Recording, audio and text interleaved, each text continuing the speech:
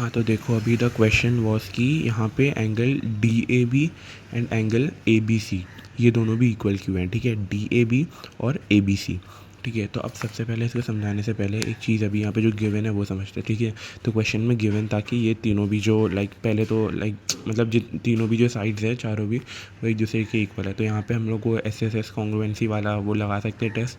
तो वो लगा के ना हम लोग एस एस एस वाला वहाँ पे हम लोग ये सिर्फ इतनी चीज़ प्रूव कर सकते हैं पहले ये एस एस एस टेस्ट की वजह से कि एंगल डी ए बी और एंगल ए बी सी दोनों भी इक्वल हैं। ठीक है, ये एस एस एस टेस्ट की वजह से, वो अगर नहीं पता है तो बोल देना, मैं समझा दूंगा। ठीक है, तो उसकी वजह से हम लोग ये कह सकते हैं कि ये दोनों भी इक्वल है। ठीक है, बस ये दोनों भी इक्वल हम लोग इतना कह सकते हैं ये टेस्ट की वजह से, बस इतना याद रखो। उसका एस एच को इतना यूज़ नहीं है, बस ये याद रखो। ठीक है, आप सबसे मेन चीज़ समझो। ठीक है, अब समझो एक स्क्वायर है या कोई भी रेक्टेंगल है। ठीक है, तब एक स्क्वायर की चारों भी साइड्स पर 90 डिग्री की होती है, पता है ना। अरे चारों भी एंगल 90 डिग्री का होता है, पता है ना, कि एक स्क्वायर है उसका चारों भी एंगल 90 डिग्री है। ठीक है, तो अब जो स्क्वायर है, ठीक है, उसके अंदर पूरा, ठीक है, उस स्क्वायर के अंदर के चारों भी एंगल्स को अगर हम लोग मिला दें तो कितना बनता है, 90 + 90 + 90 + 90 इज इक्वल टू 360। ठीक है, तो हम लोग अगर इस एक एंगल का, जिसने हम लोग ने जो एंगल ना मतलब एक रेक्टेंगल है, ठीक है, या एक स्क्वायर है, ठीक है, हम लोग ने इसको पूरा क्लोज किया है चारों साइड से। ठीक है, तो उसको जो जिस भी एंगल से, पूरे चारों भी एंगल से हम लोग ने उसको पूरे जो पैरेललोग्राम है या फिर एक स्क्वायर है उसको हम लोग ने जो पूरा क्लोज किया है उसका पूरा पूरा टोटल सम 360 होता है। मतलब इसका 90 प्लस इसका 90 प्लस इसका 90 प्लस इसका 90, तो चारों भी एंगल्स को ऐड करके हम लोग कितना बनता है, ये 360 बनता है। ठीक है, और जो दो साइड के एंगल्स होते हैं, ठीक है, सिर्फ ये नीचे के, ये दोनों नीचे के या फिर ये एक दोनों ऊपर के, उसका सम कितना बनता है, 90 + 90 इज इक्वल्स टू 180। मतलब चारों भी एंगल्स को हम लोग ने टोटल किया, ठीक है, चारों भी एंगल का हम लोग ने सम किया तो वो 360 बनेगा। और सिर्फ ये दोनों एंगल का हम लोग ने सम किया तो वो 180 डिग्री बनेगा। ठीक है, बस सिर्फ इतना पता कर लो। और एक समझो एक लाइन हो गई टोटल। ठीक है, एक लाइन हो गई, सिर्फ एक स्ट्रेट लाइन, सिर्फ एक स्ट्रेट लाइन। ठीक है, सिर्फ एक स्ट्रेट लाइन जो हो गई उसके यहाँ से लेके यहाँ तक का पूरा 180 डिग्री होता है, पता है ना। पूरा समझो कोई फॉर एग्जांपल कोई चीज़ है, ठीक है, उसका पूरा इधर से इधर तक घूम के इसको क्या 360 बोलते हैं। ठीक है, मतलब इसका एंगल यहाँ से स्टार्ट करके पूरा घूम के यहाँ पे आया तो 360 डिग्री होता है। वैसे ही बस अगर ये आधा गया यहाँ से सिर्फ यहीं तक गया तो 180 होएगा, क्योंकि अगर ये पूरा 360 है तो इसका हाफ मतलब 360 का हाफ तो वो 180 हो गया। तो बस वैसे ही लाइन में भी होता है कि अगर यहाँ से पूरा यहाँ तक ये घूम कर वापस यहाँ तक आता तो 360 होता, बट ये यहाँ से यहाँ आधा गया तो 180 है। बस ठीक है, समझे इतना। तो अब देखो, अब मैं क्या समझाना चाह रहा हूँ कि देखो, अब सबसे पहले एक लॉजिकल तरीके से एक चीज़ समझो। ठीक है, अब समझो ये लाइन है, ठीक है, ये पूरी टोटल इसका 180 डिग्री है। ठीक है, अब एक इस लाइन को मैंने यहाँ से एक लाइन यहाँ से खड़ी कर दिया। ठीक है, बस इसको ऐसे टिल्ट करके ऐसे खड़े कर दिया, और वहीं से यहाँ से भी सेम चीज़ करके इसको यहाँ करके इस लाइन को ऐसे खड़ी कर दिया। ठीक है, तो ये कितना है, 90 बनाएगा, ये भी 90 बनाएगा, तो ये 90 + 90 180 डिग्री हो गया, जैसे मैंने यहाँ पे ऊपर बताया था। ठीक है, बस इतना चीज़ समझ लो।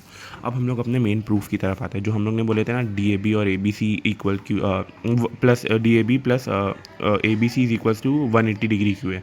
तो ये अब मैं समझाता हूँ। ठीक है, हाँ, मेन क्वेश्चन यही था ना, D A B plus A B C, D A B is equals to A B C, तो मैंने बता दिया था। मेन क्वेश्चन दो तुम्हारा जो मेन क्वेश्चन था तो वो यही था ना कि डी ए बी और ए बी सी इन दोनों का प्लस 180 डिग्री क्यों होता है। ठीक है, इन दोनों का एडिशन।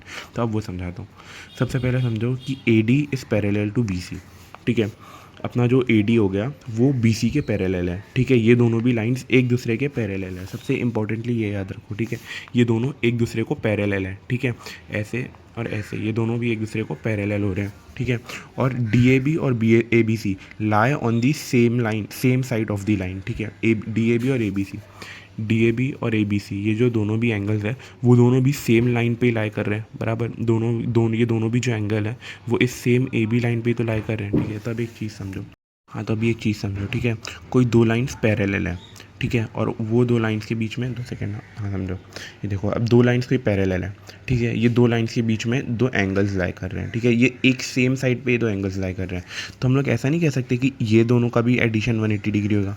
मतलब देखो, ये दो लाइंस पैरेलल है, ठीक है, ये स्क्वायर में समझो, ये पैरेलल है, इसके ये पैरेलल है। ठीक है, और ये दोनों भी जो एंगल है, दोनों लाइंस पैरेलल है। ठीक है, फिर दोनों लाइंस की वजह से जो भी एंगल्स बन रहे हैं वो भी एक सेम लाइन पे तो लाई कर रहे हैं। मतलब इधर देखो, ये एक सेम लाइन पे तो लाई कर रहा है इधर पे, ये सेम लाइन पे लाई कर रहा है, प्लस ये दोनों पैरेलल है, तो इन दोनों का मैंने बताया था कैसे 180 डिग्री बना, ठीक है। वैसे यहाँ पर भी तो है, यहाँ पर भी दो लाइन थोड़ी सी टिल्टेड है, वो थोड़ी सी टेढ़े हैं, बट यहाँ पे ये भी तो ये भी दोनों भी तो पैरेलल है बराबर, ये भी पैरेलल है, ये भी पैरेलल है, और ये भी सेम लाइन पे लाई कर रहे हैं, है ना, बराबर है कि नहीं, ये भी पैरेलल है, ये भी पैरेलल है, ये भी सेम लाइन पे लाई कर रहे हैं। तो जस्ट लाइक डेट, जैसे ये पैरेलल है, ये पैरेलल है, ये सेम लाइन पे लाई कर रहे हैं, वैसे यहाँ पे भी हम लोग ऐसा नहीं कह सकते इसके जैसा कि जैसे ये दोनों का एडिशन 180 डिग्री होता है, वैसे ये दोनों का भी तो एडिशन 180 डिग्री होएगा, ये भी तो हम लोग ये भी तो कह सकते हैं ना, जस्ट लाइक यहाँ पे ये दोनों का एडिशन 180 डिग्री है, वैसे यहाँ पे भी तो दोनों का एडिशन 180 डिग्री होएगा। इसका मतलब ये जो ये वाला पैरेललोग्राम है ना,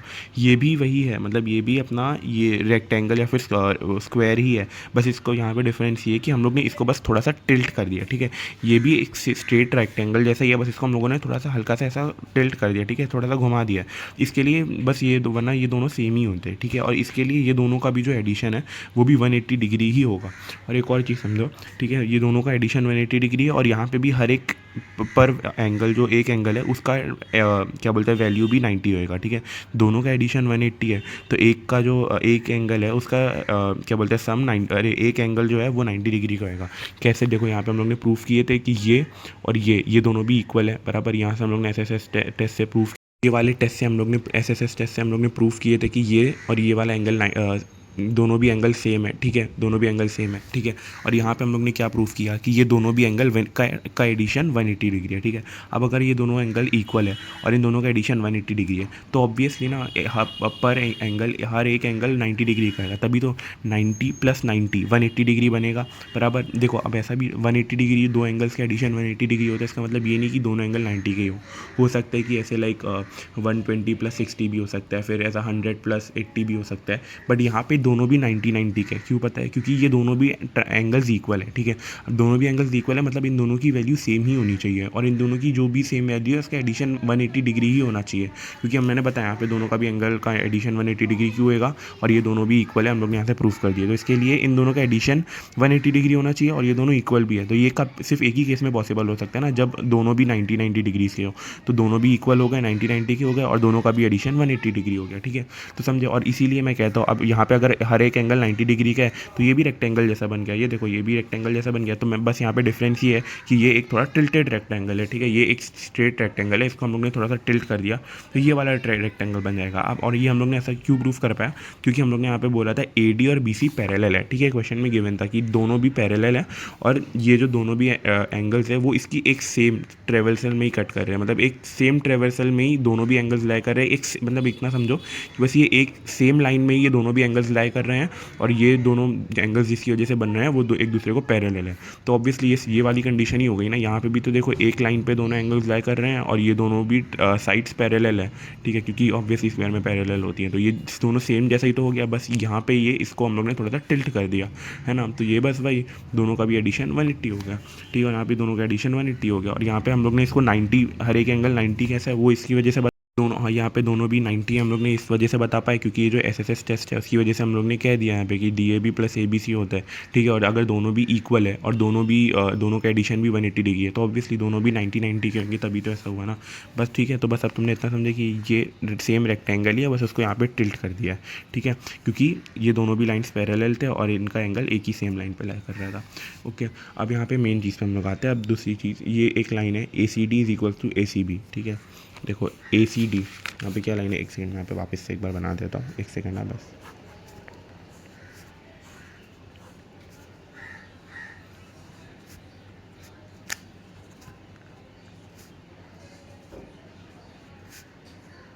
हाँ देखो अभी यहाँ पे हम लोग ने क्या बोले, ACD = ACB, ACD, ठीक है, ACD, ठीक है, ये वाला जो साइड है, ये वाला जो एंगल है ACD, ठीक है, = ACB, ठीक है, ACB, ये वाला, ठीक है। तो हम लोग को यहाँ पे प्रूफ करना है कि ये वाला और ये वाला ये दोनों भी इक्वल कैसे है, ठीक है। और दूसरा वाला कौन सा है, DAC, मतलब ये वाला जो है DAC = BAC, ठीक है, ये वाला ये। तो हम लोग दोनों को बेसिकली प्रूफ करना है कि ये वाला इसके इक्वल कैसे है और ये वाला इसके इक्वल कैसे है, ठीक है। तो अब इसका मतलब समझो, ठीक है। तो अब एक चीज़ समझो, ठीक है। यहाँ पे सबसे पहले अगर मैं तुमको शॉर्ट में एकदम एकदम शॉर्ट में एक्सप्लेन करूँ कि ये दोनों भी इक्वल कैसे हैं, तो तुम इसका मतलब समझो। बेसिकली मैंने यहाँ पे तुमको बताया था कि ये पूरा एक रेक्टेंगल है, ठीक है, और ये वाला कैसे जस्ट एक टिल्टेड रेक्टेंगल है, ठीक है। ये दोनों सेम ही है, बस ये वाला एक हल्का सा टिल्टेड रेक्टेंगल है, ठीक है। तो अब यहाँ पे तुम एक चीज़ समझो, अब ये हल्का सा टिल्टेड रेक्टेंगल है, तो इधर पे तुम एक बात समझो, यहाँ पे मतलब ये 90 डिग्री होएगा, ठीक है, यही 90 डिग्री है, तो ये मैंने पूरा भी बेसिकली प्रूफ किया कि ये 90 डिग्री ऐसे होएगा, ठीक है। तो ये 90 डिग्री तो है, बस अगर अब यहाँ पे समझो, अगर ये बस एक ऐसा एक 90 डिग्री है, ठीक है, ये इसका 90, ये 90 है, बस ये हल्का सा टिल्टेड 90 डिग्री है, ठीक है। तो अब अगर मैं इसके यहाँ से इधर से लेकर के एग्जैक्टली बीच में इधर एक वो बना दूँ, क्या बोलते हैं, अरे हाँ, तो एक बेसिकली यहाँ से यहाँ तक का मैं वो बना दूँ, अपना लाइन बना दूँ, तो ये देखो इधर से इधर तक, ठीक है, मैंने एग्जैक्टली बीच में बनाया। तो ये मैं कह नहीं सकता हूँ कि ये एग्जैक्टली बीच में इसकी ये जो 90 डिग्री है, इसके एग्जैक्ट बीच में लाइन बन रही है, तो ये एग्जैक्टली इस एंगल को एग्जैक्ट मिड में कट करेगी। मतलब अगर समझो ये एंगल पूरा 90 डिग्री था, ठीक है, तो अगर इसके बीच से मैंने एक निकाला, तो लाइन निकाला, तो फिर ये एग्जैक्टली इसके बीच में ही तो कट करेगी ना। ये देखो ये इधर एग्जैक्ट बीच में कट करेगी, मतलब 90 डिग्री का एंगल है, ठीक है, उसके एग्जैक्ट बीच से मैंने एक लाइन निकाला, तो वो एग्जैक्टली 45 और 45 में ही तो कट करेगी ना।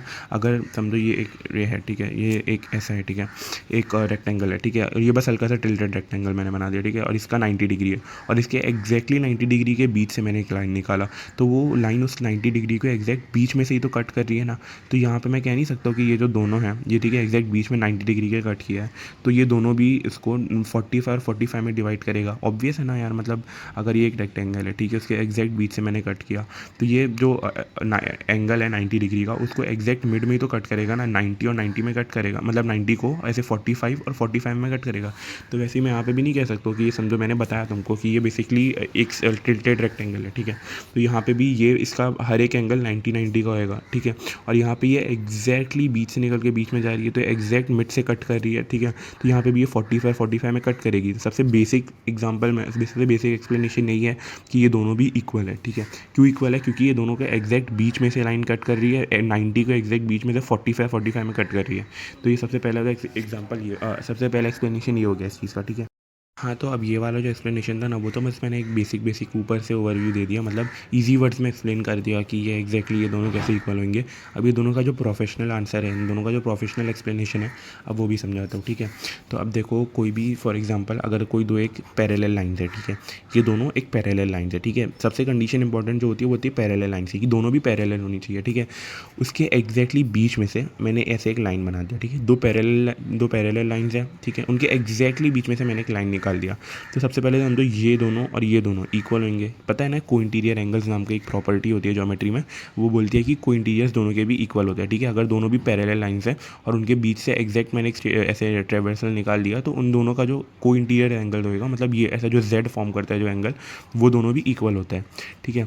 अब इसी की एक सेकेंड प्रॉपर्टी क्या होती है कि अगर समझो दो एंगल्स, ठीक है, दो लाइंस एक दूसरे को पैरेलल है, ठीक है, पैरेलल है, और उनके बीच में से एक ट्रेवर्सल निकल जाए, ठीक है, और फिर एक और ट्रेवर्सल एग्जैक्ट मैं उनके यहाँ से निकाल दूँ, ठीक है, मतलब दो लाइंस है, ठीक है, उनके एक ट्रेवर्सल, मतलब एक ट्रेवर्सल मतलब बेसिकली एक लाइन जो कट कर रही है यहाँ से लेके यहाँ तक, बस एक मैंने लाइन निकाल दिया, ठीक है, और फिर यहीं से एग्जैक्टली एक और लाइन मैंने वापस यहाँ से यहाँ तक निकाल दिया, ठीक है, इधर से लेके यहाँ तक एक लाइन, मतलब ये दोनों लाइंस बेसिकली कुछ नहीं है, बस एक स्ट्रेट लाइन्स है जो इनको कट कर रही है, ठीक है, यहाँ से यहाँ तक।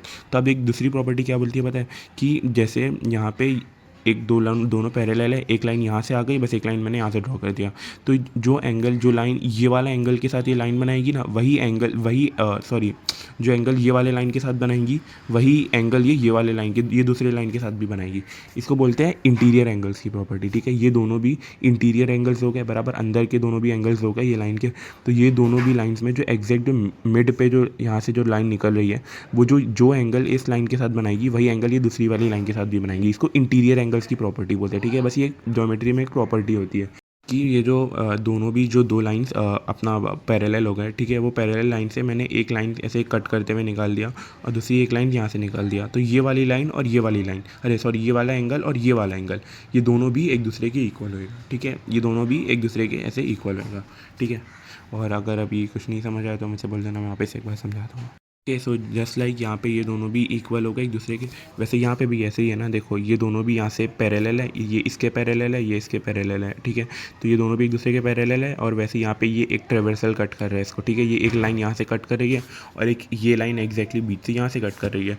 तो ये दोनों भी एंगल्स इक्वल होंगे। और अगर देखा जाए तो वैसे इसका ज़रूरत नहीं है, बस एक एक्स्ट्रा नॉलेज के लिए बता रहा हूँ, ये वाला और ये वाला एंगल भी इक्वल होएगा, ये वाला और ये वाला एंगल इक्वल रहेगा, और ये वाला और एंगल ये वाला एंगल इक्वल रहेगा, ठीक है। तो ये वाला एंगल इक्वल होएगा को इंटीरियर एंगल्स की वजह से, ठीक है। ये दोनों एंगल्स इक्वल होंगे को इंटीरियर एंगल्स की वजह से, और ये दोनों भी एंगल्स इक्वल रहेंगे इंटीरियर एंगल्स की वजह से, ठीक है। और इंटीरियर एंगल्स की वजह से दोनों भी एंगल्स इक्वल है, इसी वजह से हम कह सकते हैं कि अपना ए सी डी मतलब ए सी डी ये वाला angle is equals to A C B ये वाला एंगल, ठीक है ना। ये वाला है, दोनों भी एंगल इसकी वजह से इक्वल है क्योंकि ये दोनों भी इंटीरियर एंगल्स है। और इसका एक ब्रीफ एक्सप्लेनेशन, एक छोटा एक्सप्लेनेशन मैंने ये वाले थियरम की वजह से भी बता दिया, ठीक है। मतलब ये वाले इसकी वजह से भी, ओके। और कुछ नहीं समझ आया तो बता देना, मैं समझा दूँगा।